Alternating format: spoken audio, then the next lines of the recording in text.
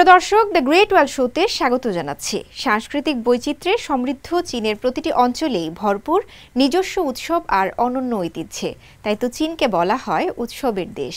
হালের ফ্যাশন জগৎ থেকে শুরু করে চলচ্চিত্র, শিল্প, সংস্কৃতি, নানামাত্রিক আয়োজন, চীনের নয়নাভিরাম প্রাকৃতিক সৌন্দর্য ও বৈচিত্র্যময় জীবনধারার গল্প সবকিছু থাকছে আমাদের এই অনুষ্ঠানে। বরাবরের মতো আপনাদের সঙ্গে আছি আমি রওজে জাবিদ ঐশী।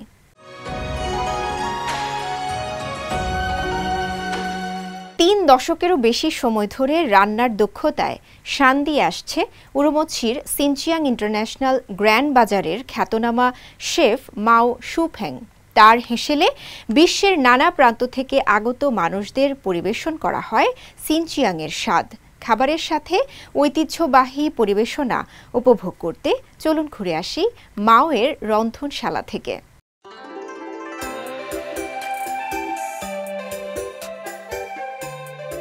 আভান্তি বারবিকিউ রেস্তোরাঁর প্রধান শেফ মাও শুফেং। গভীর রাতেও তাঁর রান্নাঘর প্রাণচাঞ্চল্যে ভরপুর। কর্মীদের প্রাণবন্ত রাখতেও চেষ্টার কমতি নেই মাওয়ের।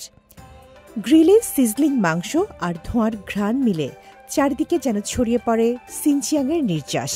সঙ্গে আছে ঐতিহ্যবাহী ঝোল মাংস, গ্রিল করা ভেড়ার মাংস, হাতে তৈরি নুডলস, স্থানীয় স্ন্যাক্স। সবকটাতেই পাওয়া যাচ্ছে খাঁটি সিনচিয়াংয়ের স্বাদ। উত্তর পশ্চিম চীনের সিনচিয়াং উইগুর স্বায়ত্তশাসিত অঞ্চলের ব্যস্ত সিনচিয়াং ইন্টারন্যাশনাল গ্র্যান্ড বাজারে এখন পর্যটকের ভিড় লেগেই থাকে। চায়না গ্লোবাল টেলিভিশন নেটওয়ার্ক সিজিটিএনের তৈরি একটি প্রামাণ্যচিত্রে মাও বলেন, গোটা চীন থেকেই শেফরা এসেছেন তার রান্নাঘরে। বিশেষত সিনচিয়াংয়ের বিভিন্ন জাতিগোষ্ঠী থেকে আসা রাঁধুনিরা কাজ করছেন নিয়মিত। প্রত্যেকেই দক্ষ নিজ নিজ এলাকার ঐতিহ্যবাহী খাবার তৈরিতে। সিনচিয়াংয়ের খাবার বেশ সমৃদ্ধ ও বৈচিত্র্যময়। প্রতিটি অঞ্চল ও জাতিগোষ্ঠীর নিজস্ব স্বাদ ও ধরন আছে। উদাহরণস্বরূপ ঐতিহ্যবাহী ঝোল মাংস, গ্রিল করা ভেড়ার মাংস এবং জনপ্রিয় স্ন্যাক্সগুলো এখনও পুরনো স্বাদ ধরে রেখেছে। এগুলো সিনচিয়াংয়ের অনন্য সৌন্দর্য তুলে ধরে। বিশ্ববাসীর সঙ্গে সিনচিয়াংয়ের আসল রন্ধন ঐতিহ্য শেয়ার করতেও মাও অনুসরণ করেন নতুনত্বের দর্শন, যেখানে ঐতিহ্য ও আধুনিকতার মেলবন্ধন ঘটে। তার লক্ষ্য, স্থানীয় বাসিন্দা হোক বা পর্যটক, সবাই যেন সিনচিয়াংয়ের রান্নার স্বাদ পুরোপুরি অনুভব করতে পারেন। বিশ্বের বিভিন্ন প্রান্ত থেকে যারা সিনচিয়াং ভ্রমণে আসেন তাদের বেশিরভাগেরই প্রথম গন্তব্য এখানেই, সিনচিয়াং ইন্টারন্যাশনাল গ্র্যান্ড বাজার। আমাদের কর্মীরা সকাল 10:30 থেকে শুরু করে রাত 1:30-2টা পর্যন্ত কাজ করেন। আমরা চাই প্রত্যেক গ্রাহকের চাহিদা পূরণ হোক এবং সবাই খুশি মনে ফিরে যায়। মাওয়ের মতে সিনচিয়াংয়ে খাবার পরিবেশনের ধরনের ভেতরেই মিশে আছে এখানকার মানুষের উদারতা ও আতিথেয়তা। এখানে খাবারের পরিমাণ যথেষ্ট, এমনকি পরিবেশনের থালাও বড়। এই ব্যাপারটিও স্থানীয় সংস্কৃতির সঙ্গে গভীরভাবে যুক্ত। বড় বাটিতে পান করো, বড় প্লেটে মাংস খাও, এই কথাটি হলো এখানকার আতিথেয়তার প্রতীক। সিনচিয়াং ডাউন টু ডাস্ক শিরোনামের সিজিটিএন প্রামাণ্যচিত্র সিরিজটিতে মাওর গল্পটি সিরিজের 11 পর্বে অন্তর্ভুক্ত, যার শিরোনাম চৌশি the hidden taste battle ground. গল্পে দেখা যায়, রাতের শেষ প্রহরে যখন গ্র্যান্ড বাজারের আলো নিভু নিভু, তখনও আভান্তি বারবিকিউ রেস্টুরেন্টে ধোঁয়া উঠছে গ্রিল থেকে। ওই আগুনটাই যেন এখানকার অতিথির হৃদয়ের উষ্ণতার উৎস। তামান্না জেনিফার, সিএমজি বাংলা। কুয়াংচৌতে 138তম ক্যান্টন ফেয়ারের প্রথম ধাপ শেষ হয়ে দ্বিতীয় ধাপ শুরু হয়েছে। শহর জুড়ে মানুষের ঢল, চলছে রঙিন স্টল আর নতুন প্রযুক্তির প্রদর্শনী। এটি চীনের সবচেয়ে বড় ও ঐতিহ্যবাহী বাণিজ্য মেলা। প্রায় 70 বছরের পুরনো এই মেলা এবার নতুন রূপ পেল। রপ্তানির এই বিশাল আয়োজনের মঞ্চে এবার নেতৃত্ব দিচ্ছে একদল তরুণ উদ্যোক্তা, যাদের জন্ম 2000 সালের পর। আগে যেখানে ক্যান্টন ফেয়ার মানেই অভিজ্ঞ ব্যবসায়ীদের আধিপত্য, এখন সেখানে দেখা মিলছে ডরোথি চৌ, ট্র্যান্ট উ কিংবা অ্যান্টোনিউস জেনোসের মতো তরুণ মুখগুলোর। তাদের হাতে স্মার্টফোন, পাশে ল্যাপটপ আর মাথায় নতুন চিন্তা, ডিজিটাল দুনিয়াকে কাজে লাগিয়ে কিভাবে চীনা পণ্যকে বিশ্ববাজারে নতুনভাবে উপস্থাপন করা যায়। 25 বছর বয়সী ডরোথি চৌ বলেন, বিদেশি ক্লায়েন্টদের সঙ্গে কাজ করতে হলে প্রথমেই জানতে হয় কিছু মৌলিক বিষয়, যেমন টেলিগ্রাফিক ট্রান্সফার বা লেটার অব ক্রেডিট। কিন্তু সবচেয়ে গুরুত্বপূর্ণ হল আন্তরিকতা। খুব ফর্মাল না হয়ে নিজের ব্যক্তিত্ব দেখাতে হয়, তবেই বিশ্বাস তৈরি হয়। ডিজিটাল দক্ষতায় এগিয়ে জেনজি ব্যবসায়ীরা। চীনের রপ্তানি খাত সাম্প্রতিক বছরগুলোতে নানা চ্যালেঞ্জের মুখে পড়লেও তরুণ প্রজন্মের হাতে এই খাত নতুন দিক পাচ্ছে। যদিও যুক্তরাষ্ট্রে রপ্তানি এবছর প্রথম 9 মাসে 16% কমেছে, তবুও চীনের সামগ্রিক রপ্তানি বেড়েছে, বিশেষত যন্ত্রপাতি, ইলেকট্রনিক্স ও নবায়নযোগ্য জ্বালানি খাতে। এই খাতেই কাজ করছেন 22 বছর বয়সী ট্রেন্ট উ, এজেজি পাওয়ার টেকনোলজি কোম্পানির এক তরুণ সেলস রিপ্রেজেন্টেটিভ। চাকরি পাওয়ার আগে আমি এক সপ্তাহে দিনে 200টা করে সিভি পাঠাতাম। এখন আমি ফেসবুক, লিঙ্কডইন আর হোয়াটসঅ্যাপ ব্যবহার করে ক্লায়েন্টদের সঙ্গে যোগাযোগ করি। আমাদের প্রজন্মের সবচেয়ে বড় সুবিধা, আমাদের হাতে অনেক বেশি টুল আছে। এই বছর ক্যান্টন ফেয়ারে আসা ক্রেতাদের মধ্যে 60%ই ছিলেন বেল্ট অ্যান্ড রোড ইনিশিয়েটিভ সংশ্লিষ্ট দেশগুলো থেকে। ইউরোপ ও যুক্তরাষ্ট্র থেকেও আগ্রহ বাড়ছে। তরুণ উদ্যোক্তাদের সৃজনশীলতা এখন চীনের রপ্তানির গল্পকে বদলে দিচ্ছে। আগের মতো শুধু পণ্য তৈরি নয়, এখন লক্ষ্য স্মার্ট পণ্য তৈরি করা। আমাদের এখন অনেক রোবট দরকার। ফ্রান্সে দক্ষ কর্মী পাওয়া কঠিন হয়ে পড়েছে। এখানে এত তরুণ উদ্যোক্তা দেখে ভালো লাগছে। ভবিষ্যৎ আসলেই তাদের হাতে।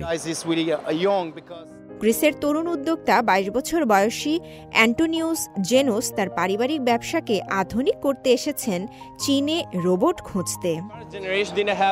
আমার বাবা মার সময়ে ইন্টারনেট ছিল না। তারা শুধু পরিচিত বা মেলায় দেখে পণ্য নিয়ে কাজ করতেন। কিন্তু এখন সব কিছু বদলে গেছে। এখন আমরা এক্সপোতে আসলে ভবিষ্যৎকে দেখতে পাই, আর যোগাযোগ করা, কেনাবেচা সবই অনেক সহজ। চীনের রপ্তানি খাতের সাফল্যের পেছনে এখন শুধু বিশাল সরবরাহ চেইন নয়, আছে তরুণদের উদ্ভাবনী চিন্তা, ডিজিটাল দক্ষতা আর আন্তর্জাতিক বোঝাপড়া। তারা শুধু মেড ইন চায়না নয়, বরং ক্রিয়েটেড বাই ইয়ং চায়না এই নতুন ধারণা প্রতিষ্ঠা করছে। গুয়াংজুর এই ক্যান্টন ফেয়ার তাই শুধু একটি বাণিজ্য মেলা নয়, বরং চীনের তরুণ প্রজন্মের গ্লোবাল আত্মপ্রকাশের এক প্রতীক। তাদের হাতে তৈরি হচ্ছে ভবিষ্যতের রপ্তানি চিত্র আর মেড ইন চায়নার পরবর্তী অধ্যায়। রওজে জাবিদা ঐশী, সিএমজি বাংলা।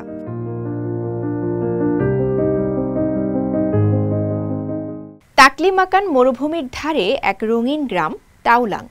এখানকার সাধারণ কৃষকরাই তুলির আঁচড়ে তৈরি করেছেন এক অনন্য শিল্পধারা, যা এখন সারা চীন জুড়ে পরিচিত তাওলাং কৃষকদের চিত্রকর্ম নামে। আজ এই শিল্প শুধু গ্রামেই সীমাবদ্ধ নয়, এটি হয়ে উঠেছে এক জীবন্ত সাংস্কৃতিক প্রতীক। বেইজিং থেকে খুং চিয়া প্রেমা জানাচ্ছেন বিস্তারিত। তাওলাং কৃষকদের চিত্রকর্ম উত্তর পশ্চিম চীনের সিনজিয়াংয়ের মাইকাইটি জেলায় জন্ম নেওয়া একটি লোক শিল্পকলা। এটি এই অঞ্চলে সাংস্কৃতিক ঐতিহ্য ও আধুনিক উন্নয়নের সহাবস্থানের একটি প্রাণবন্ত প্রতীক হয়ে উঠেছে। তাকলামাকান মরুভূমির ধারে অবস্থিত মাইকাইটি জেলা কেবল মরুকরণের বিরুদ্ধে কঠোর সংগ্রামের জন্যই নয়, বরং তার প্রাণবন্ত কল্পনার জন্য বিখ্যাত। অর্ধ শতাব্দীরও বেশি সময় ধরে স্থানীয় কৃষকরা স্থানীয় সংস্কৃতিতে প্রথিত প্রাণবন্ত শিল্পকর্মে দৈনন্দিন জীবনের দৃশ্যগুলোকে তুলে ধরেছেন। মাইকাটি জেলা 50 বছরেও বেশি সময় আগে 1917 সালে প্রথম কৃষক চিত্রকলা দল গড়ে তোলে। তাওলাং কৃষক চিত্রকলার সবচেয়ে স্বতন্ত্র বৈশিষ্ট্য হল তাদের ব্যতিক্রমী উজ্জ্বল রং, যা তাৎক্ষণিকভাবে তাদেরকে মাইকাটি শৈলী হিসেবে স্বীকৃতি দেয়। তাওলাং কৃষক চিত্রকর্ম দৈনন্দিন জীবন থেকে অনুপ্রাণিত, যাতে কখনোই তাতে তীক্ষ্ণ হাস্যরসের ছোঁয়া থেকে এবং একটি উন্নত ভবিষ্যতের জন্য আশা ও কৃতজ্ঞতা প্রকাশ করে। আমাদের চিত্রকর্মের মূল বিষয়বস্তু হল দেশপ্রেম ও জীবনের প্রতি ভালোবাসা। ম্যাগেট জেরার প্রদত্ত অবস্থানের কারণে আমরা ব্যতিক্রমীভাবে অনুকূল জাতীয় নীতি পেয়েছি ও আমাদের জীবন উন্নত হচ্ছে। আমাদের অনেক কাজ এই সুন্দর জীবনকে প্রতিফলিত করে। এই শিল্প যা মূলত স্থানীয় ঐতিহ্য হিসেবে চলে এসেছে, এখন ম্যাগেট জেলার বাইরেও ছড়িয়ে পড়েছে। তাওলাং গ্রামের কৃষক চিত্রকর্ম বহিরাগতদেরও আকৃষ্ট করছে। তারা কেবল শিল্পের প্রশংসা করার জন্যই নয়, বরং এটি প্রচার করার জন্য আসেন।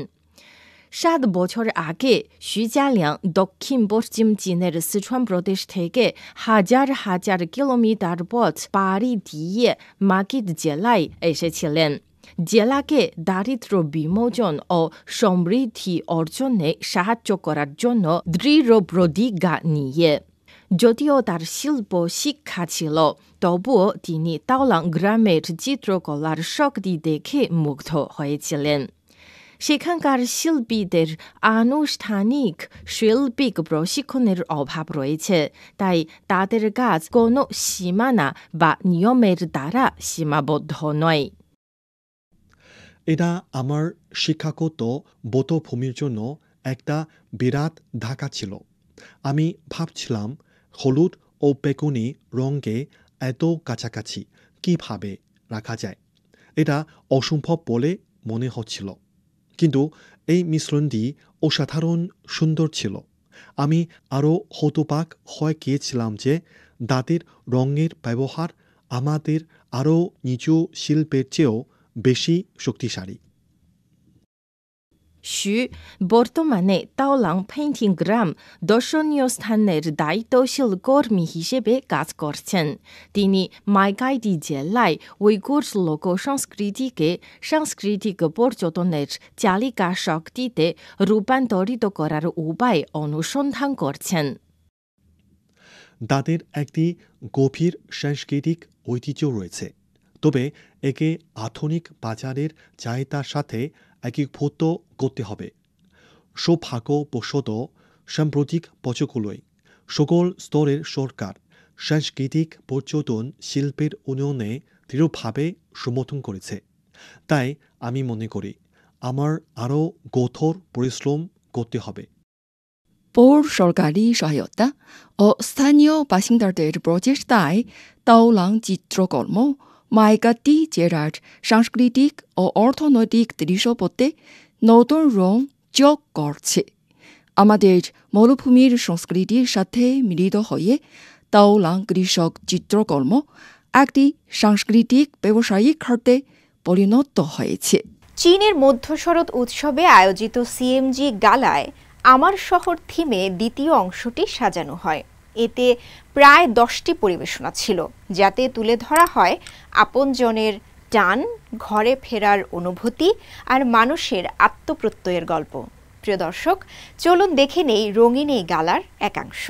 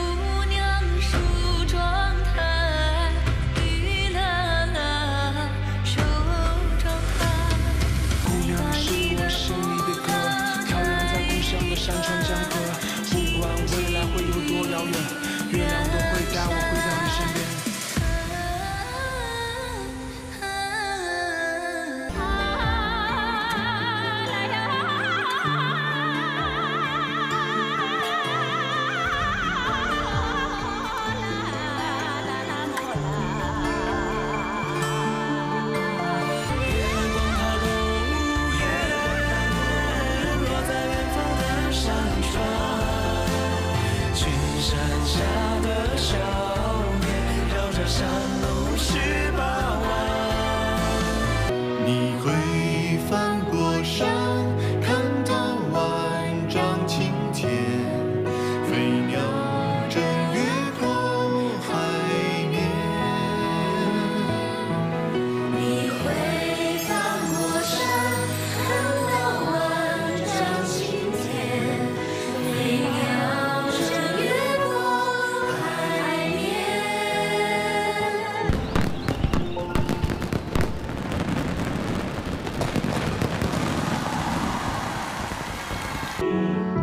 我是这路上你遇到的人，如一盏街灯照亮这旅程。这足迹若你也相同，就是同路的朋友。之所有顶天立地却平凡不同的。一盏的远航，我敬你一杯酒，敬你的容易和每一次前行，敬你弯着腰上山往高处走，头顶苍穹努力的生活。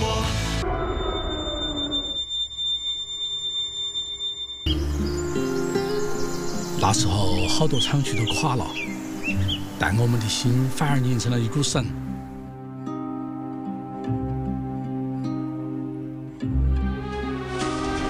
现在老车间变成了新厂房，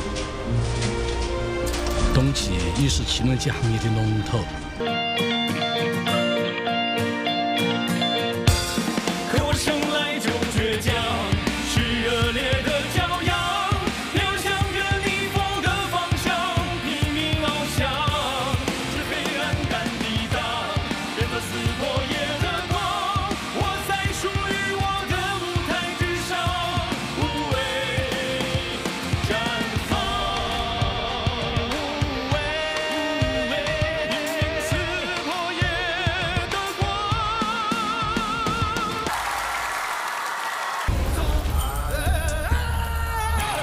好子嘛一身好嘞，长江要走深沟啊，生来我长得丑嘞，不得怕摔跟斗啊，100平地200高堂300我自己。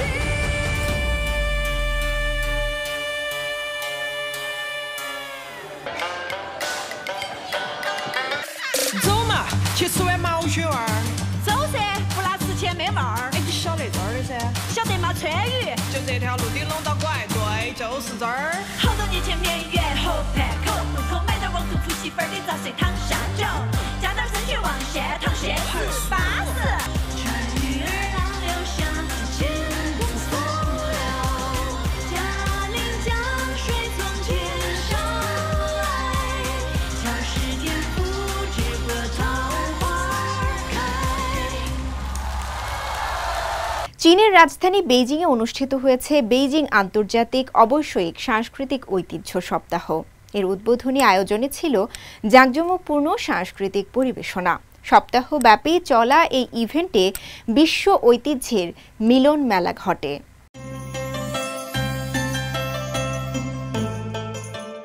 বেইজিংয়ের থাংচৌ জেলায় অনুষ্ঠিত হয়েছে ২০২৫ বেইজিং আন্তর্জাতিক অবৈষয়িক সাংস্কৃতিক ঐতিহ্য সপ্তাহ। এই আয়োজনে অংশ নিয়েছে ৫টি মহাদেশের ৬০টিরও বেশি দেশ ও অঞ্চল থেকে শত শত ঐতিহ্যবাহী শিল্পরূপের ধারক ও অংশগ্রহণকারীরা। সপ্তাহব্যাপী এই উৎসবে প্রদর্শিত হয় প্রায় ১০,০০০-এরও বেশি অবৈষয়িক সাংস্কৃতিক ঐতিহ্যের নিদর্শন, যা মানবজাতির বহুমাত্রিক সংস্কৃতির অনন্য দৃষ্টান্ত তুলে ধরে। অবৈষয়িক সাংস্কৃতিক ঐতিহ্য একসাথে সুন্দর জীবনের জন্য এই মূল প্রতিপাদ্যকে সামনে রেখে আয়োজনটি সাজানো হয় ৪টি প্রধান উপাদানকে কেন্দ্র করে: উদ্বোধনী অনুষ্ঠান, আন্তর্জাতিক অবৈষয়িক সাংস্কৃতিক ঐতিহ্য প্রদর্শনী, ঐতিহ্য সংলাপ ফোরাম এবং ঐতিহ্য বাজার। এর মাধ্যমে চীন ও বিশ্বের নানা দেশের ঐতিহ্যবাহী সংস্কৃতির মধ্যে এক গভীর সাংস্কৃতিক বিনিময়ের সুযোগ সৃষ্টি হয়েছে। উৎসবের উদ্বোধনী অনুষ্ঠানে মঞ্চস্থ হয় জাতিসংঘের ইউনেস্কো তালিকাভুক্ত বহু ঐতিহ্যবাহী পরিবেশনা। একে একে উঠে আসে বিশ্বের বিভিন্ন দেশের ঐতিহ্যবাহী সঙ্গীত ও নৃত্য। চীনের বিখ্যাত পিকিং অপেরার অংশবিশেষ দর্শকদের মুগ্ধ করে।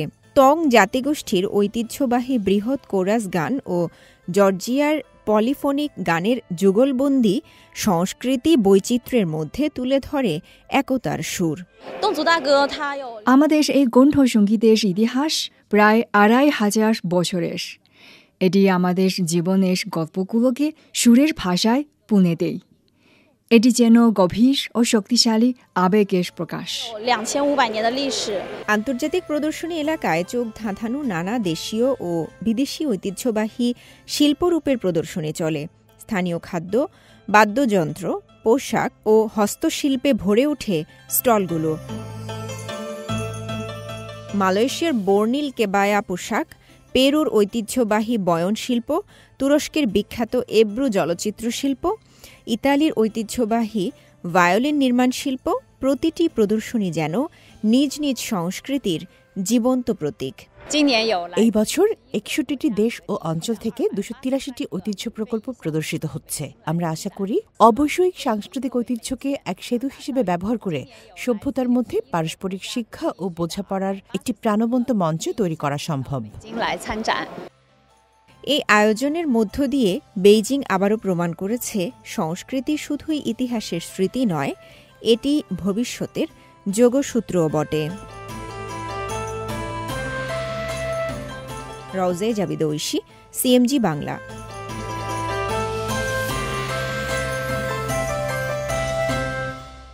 প্রিয় দর্শক, দ্য গ্রেট ওয়ার্ল্ড শো আজ এ পর্যন্তই। আমাদের অনুষ্ঠানটি টেলিভিশনের পাশাপাশি সোশ্যাল মিডিয়ার মাধ্যমে দেখতে www.facebook.com/cmg বাংলা এবং ইউটিউব চ্যানেল সিএমজি বাংলাতে ভিজিট করতে পারেন। পরবর্তী পর্বে নতুন কোনো আয়োজন নিয়ে দেখা হবে আপনাদের সঙ্গে। সে পর্যন্ত সবাই ভালো থাকুন, সুস্থ থাকুন। চাইছিয়েন।